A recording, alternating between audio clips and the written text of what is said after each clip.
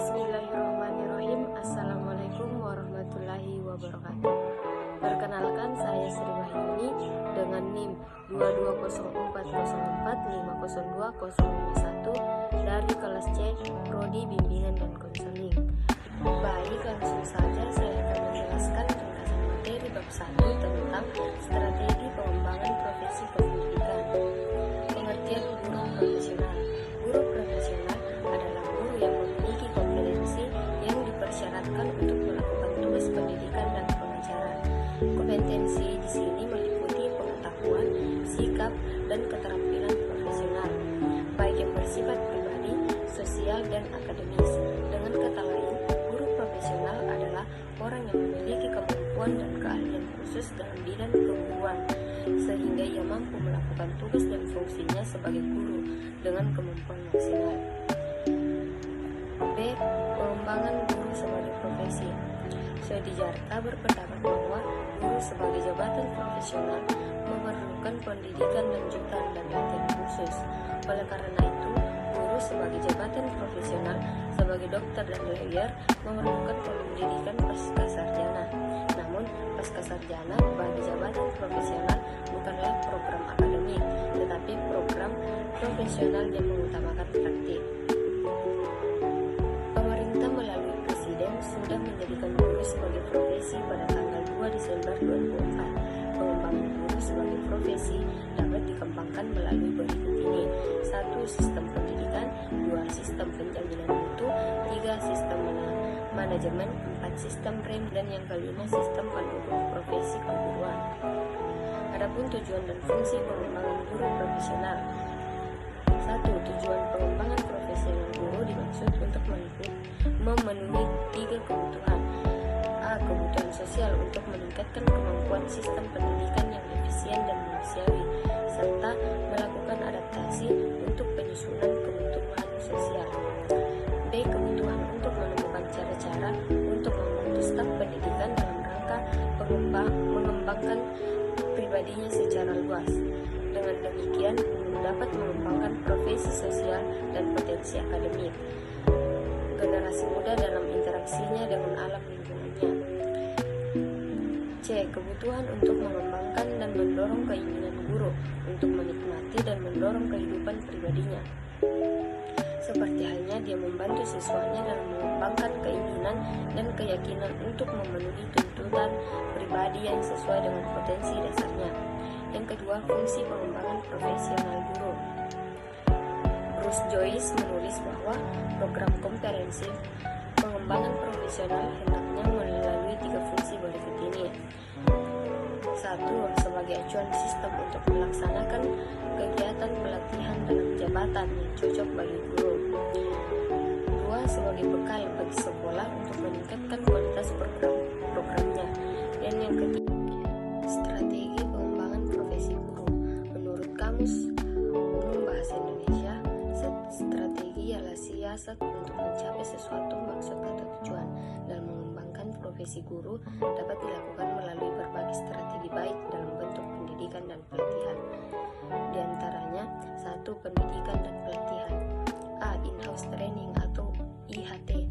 Pelatihan dalam bentuk IHT adalah pelatihan yang dilaksanakan secara internal, dikelompokkan kerja guru, sekolah, atau tempat lain yang ditempatkan untuk menyelenggarakan pelatihan.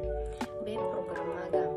Program magang adalah pelatihan yang dilaksanakan di dunia kerja atau industri yang relevan dalam rangka meningkatkan kompetensi profesional guru.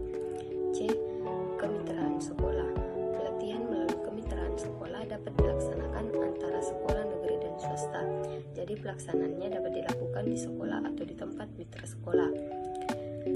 D. Belajar jarak jauh.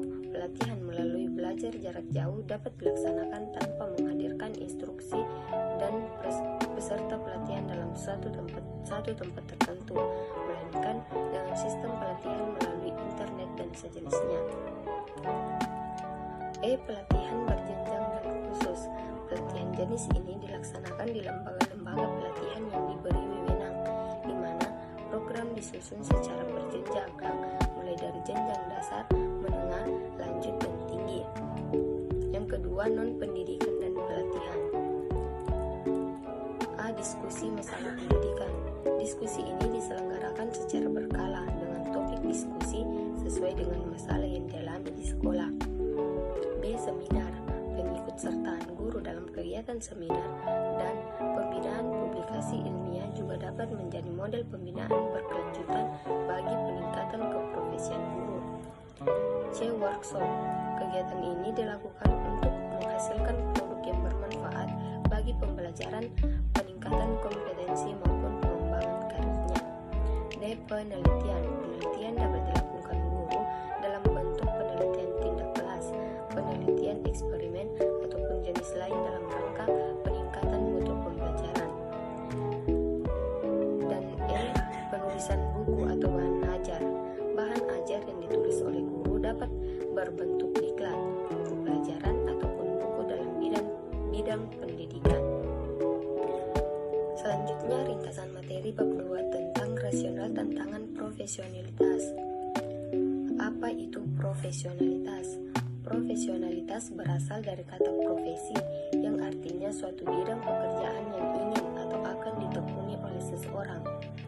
Secara etimologis, istilah profesi berasal dari bahasa Inggris, yaitu profession, atau bahasa Latin professus, yang artinya mengakui.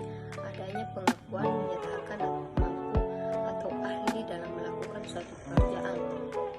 Sedangkan secara terminologi, profesi berarti suatu pekerjaan yang mempersyaratkan pendidikan tinggi pelakunya yang ditekankan pada pekerjaan mental, yaitu adanya persyaratan pengetahuan teoretis sebagai instrumen untuk melakukan perbuatan praktis, bukan pekerjaan manual. Seperti apakah guru profesionalitas? Semua profesi bisa dikatakan profesional bila pekerjaan itu dilakukan oleh mereka secara khusus, bukan karena tidak bisa melakukan pekerjaan lainnya. Begitu pula profesi guru. Berdasarkan Undang-Undang Republik Indonesia tahun 2005 tentang guru dan dosen, guru adalah pendidik profesional dengan tugas utama mendidik, mengajar, membimbing, mengarahkan, melatih, menilai, dan mengevaluasi serta didik pada pendidikan anak usia dini dengan jalur pendidikan formal, pendidikan dasar, dan pendidikan menengah. Dosen adalah pendidikan profesional dan ilmuwan dengan tugas utama mengembangkan dan menyebarluaskan ilmu pengetahuan, teknologi, dan seni melalui pendidikan, penelitian, dan pengabdian kepada masyarakat. Peranan guru sebagai pengajar yang dikatakan profesional, setiap guru harus memberikan pengetahuan, keterampilan, dan pengalaman lain di luar fungsi sekolah. Guru membantu peserta didik yang sedang berkembang untuk mempelajari sesuatu yang belum diketahuinya, membentuk kompetensi dan memahami materi standar yang dipelajarinya. Adapun tantangan profesionalisme guru dalam pembelajaran. 1. Tantangan pendidikan di era perubahan. Perkembangan ilmu pengetahuan dan teknologi yang sangat cepat selama ini membawa dampak terhadap jarak antar bangsa di dunia, sehingga fenomena ini bersifat global. Untuk dapat melaksanakan tugasnya secara profesional, efisien, dan efektif, menurut Ghaffar, guru harus memenuhi persyaratan sebagai berikut. 1. Menguasai ilmu pendidikan termasuk konsep, teori, dan proses. 2. Menguasai teaching, learning strategies. Yang ketiga, memahami ICT dan menguasainya untuk diaplikasikannya dalam proses pembelajaran, terutama untuk mendukung penerapan learning strategis yang dikembangkan oleh guru. Yang keempat, menguasai psikologi perkembangan, psikologi anak, dan psikologi kognitif. 5. Menguasai teori belajar. 6. Memahami berbagai konsep pokok sosiologi dan antropologi yang relevan dalam proses pendidikan dan pertumbuhan anak didik. Yang ketujuh, menguasai bidang studi tertentu yang relevan dengan tugasnya sendiri sebagai guru pada jenjang presekolahan tertentu. 8. Memahami administrasi pendidikan. 9. Menguasai konsep dan prinsip pengembangan kurikulum. Dan yang ke-10, memahami dan menguasai pendidikan nilai. Kedua, tantangan eksternal dalam dunia pendidikan. Tantangan eksternal yang dirasakan dunia pendidikan saat ini antara lain: 1. Globalisasi. Di zaman globalisasi seperti ini, seorang guru dituntut untuk mengetahui informasi baik dalam bidang pendidikan, sosial, dan budaya, dapat diterima dengan mudah dan cepat melalui teknologi perkembangan. Selanjutnya, ringkasan materi bab 3 tentang jenis-jenis profesi dan tugas serta tanggung jawab profesi kependidikan. Pengertian profesi kependidikan. Profesi berasal dari bahasa Latin professio yang mempunyai dua pengertian, yaitu janji atau ikrar dan pekerjaan. Bila artinya dibuat dalam pengertian yang lebih luas, menjadi kegiatan apa saja dan siapa saja untuk memperoleh nafkah yang dilakukan dengan suatu keahlian tertentu. Sedangkan dalam arti sempit profesi berarti kegiatan yang dijalankan berdasarkan keahlian tertentu dan sekaligus dituntut daripadanya pelaksanaan norma-norma sosial dengan baik. Pendidikan adalah suatu usaha sadar untuk menyiapkan peserta didik agar berperan aktif dan positif dalam hidupnya yang akan datang. Jadi, pengertian profesi pendidikan adalah satu kegiatan atau pekerjaan sesuai keahliannya yang diberikan atau diajarkan kepada peserta didik agar bisa berperan aktif dalam hidupnya sekarang dan masa datang. Jenis-jenis profesi pendidikan. Jenis profesi dalam bidang pendidikan dibagi menjadi dua, yaitu tenaga pendidik dan tenaga kependidikan. Menurut Undang-Undang Sistem Pendidikan Nasional Nomor 20 Tahun 2003. 1. Tenaga kependidikan. Orang yang berpartisipasi dalam penyelenggaraan pendidikan di satuan pendidikan, walaupun secara tidak langsung terlibat dalam proses pendidikan, diantaranya kepala satuan pendidikan, kepala sekolah, rektor, wakil atau kepala urusan, tata usaha, laboran, pustakawan, pelatih ekstrakurikuler, dan petugas keamanan. 2. Pendidik atau di Indonesia lebih dikenal dengan pengajar adalah tenaga kependidikan yang berpartisipasi dalam menyelenggarakan pendidikan dengan tugas khusus sebagai profesi pendidik. Pendidik mempunyai sebutan lain sesuai kekhususannya, yaitu guru, dosen, konselor, pamong belajar, widyaswara, tutor, instruktur, dan fasilitator. Selanjutnya, ringkasan materi bab 4 tentang etika profesi kependidikan. Pengertian etika profesi kependidikan. Etika merupakan aturan, norma, kaidah atau tata cara yang bisa digunakan sebagai pedoman dalam melakukan perbuatan dan tingkah laku sehari-hari. Tak hanya dalam kegiatan bermasyarakat, etika juga digunakan dalam dunia kerja yang disebut dengan etika profesi.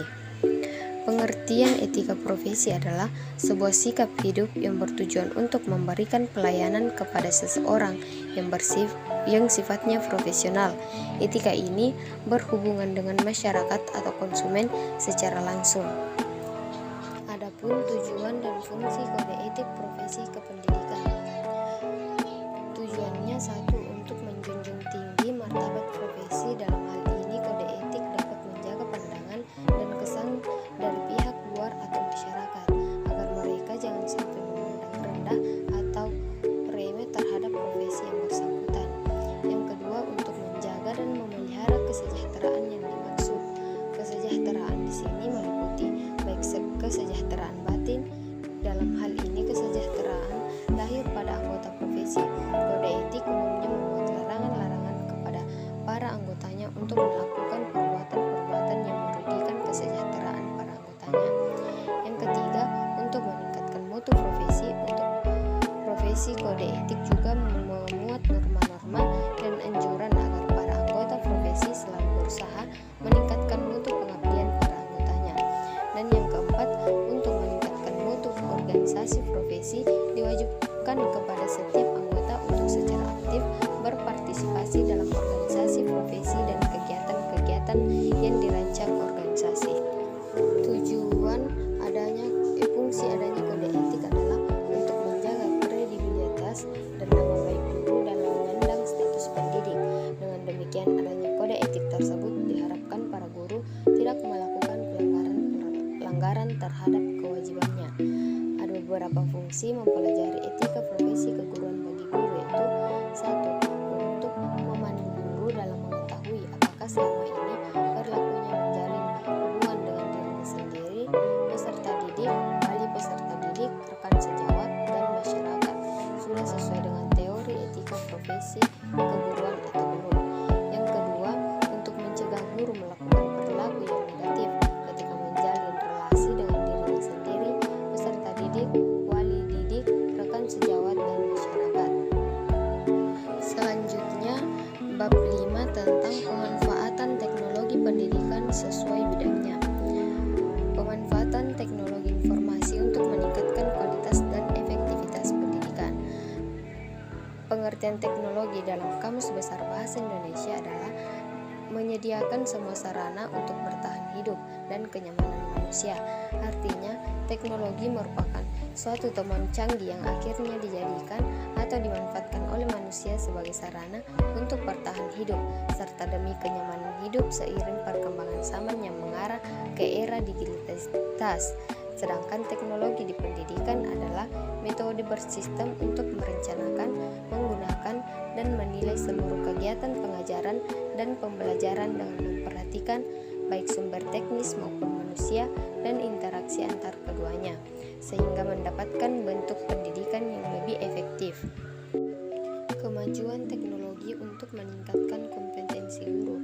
Menurut Kamus Besar Bahasa Indonesia, kompetensi adalah wewenang untuk memutuskan kompetensi guru berdasarkan Undang-Undang Nomor 14 Tahun 2005 dapat diartikan sebagai pengetahuan, keterampilan, dan sikap yang menyeluruh, bertindak bijaksana dan bertanggung jawab dalam menjalankan tugas sebagai agen pembelajaran. Selanjutnya, materi bab 6 tentang landasan, prinsip, teori, dan isu terkini profesi kependidikan. Pengertian profesi. Sebagai bandingan Edgar Schein dan Diana W. Commerce mengemukakan bahwa terdapat ciri unik dari profesi, yaitu sebagai berikut. 1. Profesi adalah seperangkat keterampilan yang dikembangkan secara khusus melalui seperangkat norma yang dianggap cocok dalam suatu masyarakat. 2. Seorang profesional dituntut memiliki landasan pengetahuan dan keterampilan yang didapatkan dalam waktu yang panjang selama pendidikan dan pelatihan. 3. Seorang profesional harus berorientasi pada usaha memberikan layanan ahli serta dituntut untuk dapat mengevaluasi untuk kerjanya sebagai balikan bagi upaya peningkatan. Dengan demikian, dapat disimpulkan bahwa profesi sebagai suatu lapangan pekerjaan yang menuntut ditetapkannya teknik dan prosedur yang ilmiah, serta menyikapi lapangan pekerjaan yang berorientasi pada layanan yang ahli, serta secara sadar diupayakan dan ditujukan demi keselamatan orang lain. Pengertian profesi kependidikan. Menurut Satori dalam bukunya Materi Pokok Profesi Keguruan mengatakan bahwa profesi dapat diartikan suatu jabatan atau pekerjaan yang menuntut keahlian dari para anggotanya. Artinya, ia tidak bisa dilakukan oleh sembarang orang yang tidak terlatih dan tidak disiapkan secara khusus untuk melakukan pekerjaan itu. Sedangkan keguruan adalah suatu profesi atau jabatan yang memiliki keahlian dalam bidang pendidikan. C. Tujuan profesi kependidikan. Profesi guru memiliki tujuan umum dalam programnya, yakni untuk menghasilkan para calon guru agar dapat memiliki kemampuan untuk mewujudkan tujuan dari pendidikan nasional. Selain itu ada tujuan khusus, yaitu sebagaimana yang telah disebutkan dalam Permendiknas dengan nomor 8 pada tahun 2009. Disebutkan bahwa PPG memiliki tujuan untuk mengembangkan profesionalitas secara berkala dan berkelanjutan, menghasilkan guru yang memiliki berbagai kompetensi dalam pelaksanaan serta perancangannya. Teori profesi kependidikan. Pengertian teori pendidikan. Teori pendidikan ini dibagi menjadi 4, yaitu pendidikan klasik, pendidikan personal, teknologi pendidikan, dan pendidikan interaksional. Dari keempat teori ini, pendidikan tersebut akan menghasilkan desain kurikulum sendiri atau berbeda yang akan menciptakan masyarakat sesuai dengan tujuan. Selanjutnya, bab 7 tentang manajemen sekolah. Pengertian manajemen sekolah. Menurut James Jr. manajemen sekolah adalah proses pendayagunaan sumber-sumber manusiawi bagi penyelenggaraan sekolah secara efektif. Sedangkan dalam konteks pendidikan ada juga manajemen pendidikan. Menurut Ali Imran, manajemen pendidikan adalah proses penataan kelembagaan pendidikan dengan melibatkan sumber potensial baik yang bersifat manusia maupun yang bersifat non-manusia guna mencapai tujuan pendidikan secara efektif dan efisien. Tujuan manajemen sekolah. Tujuan utama penerapan manajemen sekolah pada intinya adalah untuk menyeimbangkan struktur kewenangan antar sekolah, pemerintah daerah, pelaksanaan proses dan pusat sehingga manajemen menjadi lebih efisien. Kewenangan terhadap pembelajaran diserahkan kepada unit yang paling dekat dengan pelaksanaan proses pembelajaran itu sendiri, yaitu sekolah. Di samping itu, untuk memperdayakan sekolah agar sekolah dapat melayani masyarakat secara maksimal sesuai dengan keinginan masyarakat tersebut. Kepemimpinan sekolah. 1. Pengertian kepemimpinan. Kepemimpinan adalah terjemahan dari bahasa Inggris leadership yang berasal dari kata leader yang berarti pemimpin. Menurut Sutisna, kepemimpinan adalah proses mempengaruhi kegiatan seseorang atau kelompok dalam usaha ke arah pencapaian tujuan dalam situasi tertentu. 2. Pemimpin dan kepemimpinan.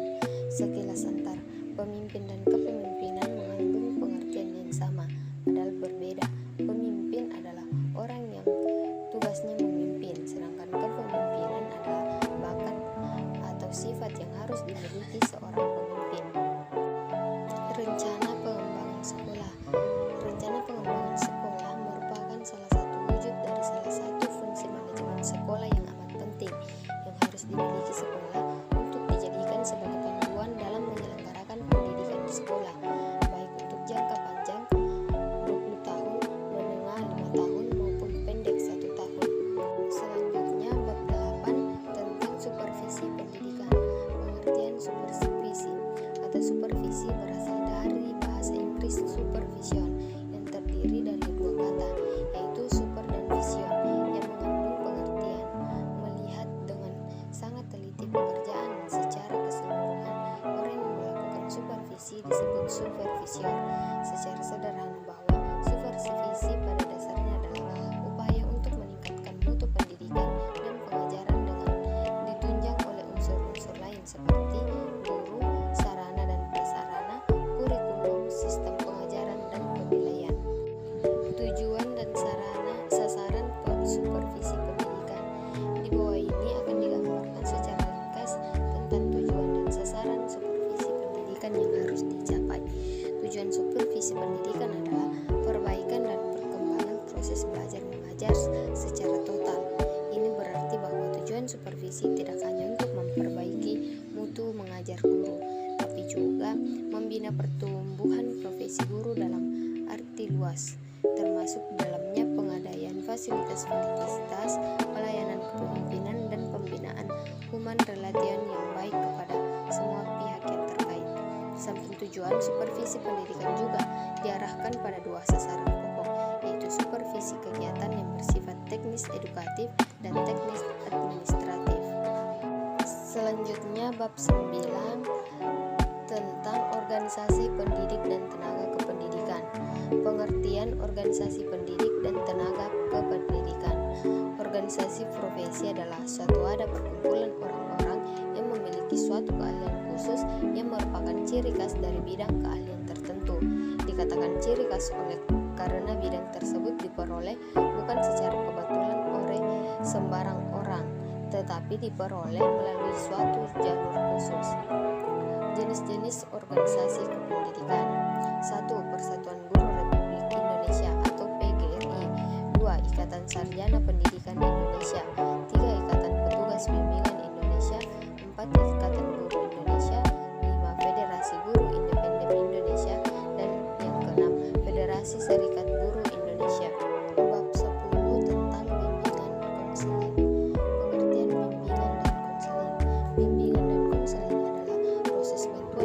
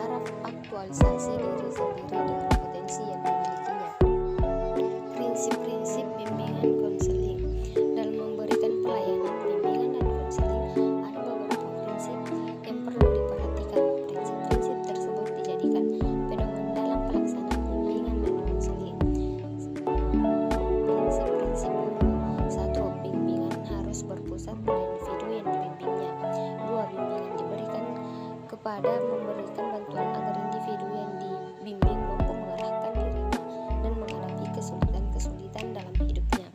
Ketiga, memberikan bantuan disesuaikan dengan kebutuhan individu yang dibimbing. B. Prinsip khusus yang berkaitan dengan peserta didik. 1. BK melayani semua individu tanpa memandang umur, jenis kelamin, suku, agama, dan status sosial ekonomi. 2. BK berurusan dengan pribadi dan tingkah laku individu yang unik dan dinamis. Yang keempat, BK memberikan perhatian utama kepada perbedaan individual yang menjadi orientasi pokok pelayanannya. Selanjutnya, bab 12, pendidikan non-formal. Pengertian pendidikan non-formal. Pendidikan non-formal adalah aktivitas belajar di luar sistem persekolahan atau pendidikan formal, namun tetap dilakukan secara terorganisir.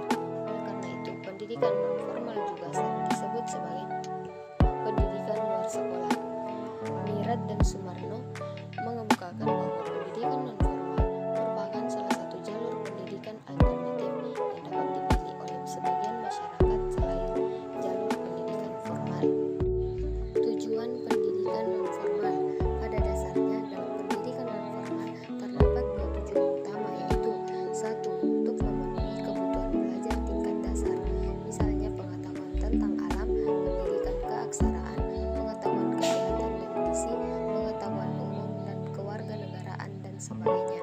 Yang kedua, untuk keperluan pendidikan lanjutan, melengkapi pendidikan tingkat dasar dan pendidikan nilai-nilai hidup, misalnya meditasi, pendidikan kesenian, pengajian sekolah mingguan, dan lain-lain. C. Fungsi pendidikan non-formal.